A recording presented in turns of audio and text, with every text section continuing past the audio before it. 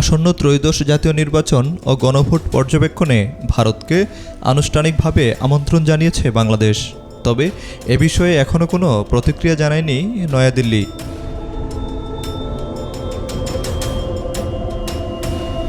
ভারতীয় সংবাদ মাধ্যম ইন্ডিয়া টুডের এক প্রতিবেদনে বলা হয়েছে, বাংলাদেশে আসন্ন ত্রয়োদশ জাতীয় নির্বাচন ও জুলাই সনদ বিষয়ে গণভোট পর্যবেক্ষণের জন্য ভারতকে আন্তর্জাতিক পর্যবেক্ষক হিসেবে আমন্ত্রণ জানিয়েছে বাংলাদেশ।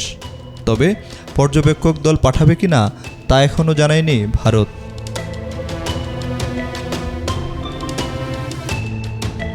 এছাড়াও পর্যবেক্ষক হিসেবে নেপাল, অস্ট্রেলিয়া, ব্রাজিল, কানাডা, মিশর, ফ্রান্স, কুয়েত, মরক্কো, নাইজেরিয়া ও রোমানিয়া সহ আরও কয়েকটি দেশকে আমন্ত্রণ জানিয়েছে বাংলাদেশ। কয়েকটি দেশ এখনও তাদের প্রতিনিধি দল চূড়ান্ত করার বিষয়ে প্রক্রিয়া চালিয়ে যাচ্ছে, তবে দেশগুলো এখনও সিদ্ধান্ত জানায়নি।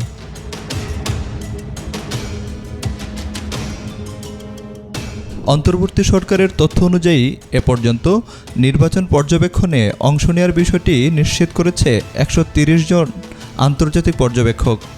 তাদের মধ্যে ৬টি আন্তর্জাতিক সংস্থা, ১৬টি দেশ এবং বিভিন্ন বৈশ্বিক প্রতিষ্ঠানের ৩২ জন প্রতিনিধি।